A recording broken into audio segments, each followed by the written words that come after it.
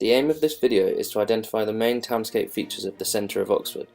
This process will give me a better understanding of the components and concepts involved in analysing an area's sense of place.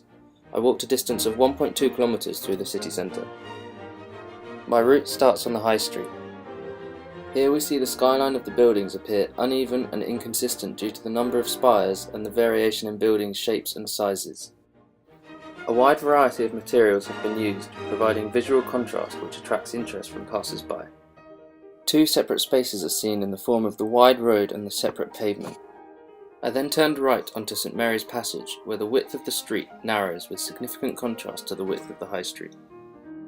The height of the buildings and the lack of active fronts gives the street a very quiet, enclosed feel. I continued along St Mary's Passage and arrived at a building known as the Radcliffe Camera in the Radcliffe Square, which is a memorable feature of my route due to its detailing and the surrounding buildings providing it with enclosure. I then arrived on Brazenest Lane, which gave me a sense of here-ness and there-ness in relation to the Radcliffe Square. The busyness of the square is immediately lost when walking down this lane. The wall on the right provides a clear separation of public and private space, with the narrow street being the public space and the area over the wall being the private space. The lane then narrows even further and buildings are now present on both sides with contrasting height to the width of the street. This gives a sense of enclosure and makes the area seem much quieter than you would expect it to be. The buildings also lack intricacy, which doesn't give them much character.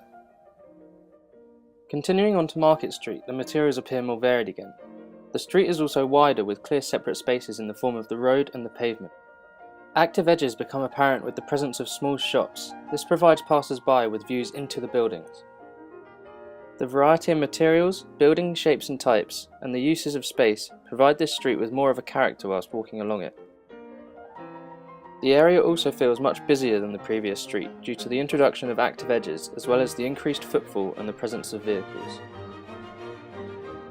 Arriving on Cornmarket Street, you immediately get a surprise due to the stark contrast in the use of the space and the busyness of the street.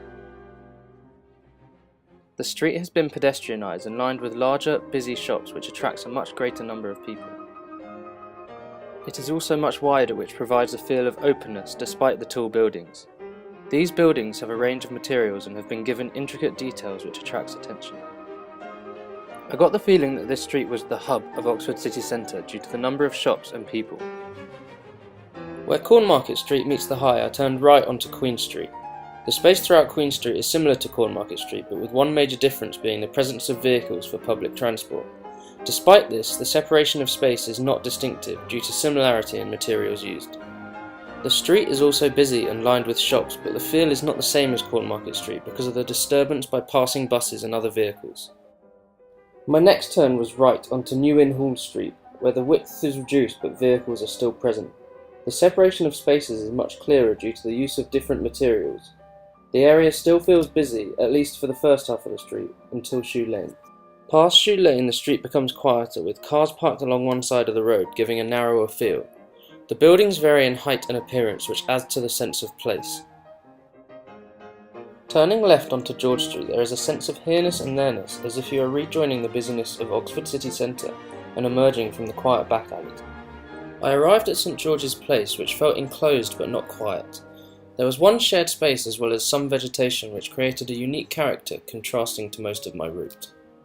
The buildings didn't seem as tall due to the large area enclosed by them, giving an open feel to the area. I finally arrived at Gloucester Green where the market was on for the day. The market is a regular occurrence that turns the area into a hub of activity. It is a definite memorable feature for anyone visiting Oxford as it provides excitement and mystery due to the sheer number of stands. This makes you want to explore and get amongst the busyness. This process of analysing townscape concepts has definitely enhanced my understanding. I can now clearly see how even small components and variations can massively change the sense of place felt in a particular area, as well as just its character. I will now consider components such as open spaces, skylines, features and materials, as well as the concepts discussed by Cullen when I am tackling my final design for Grandpa and deciding on how I want the development to feel as a place.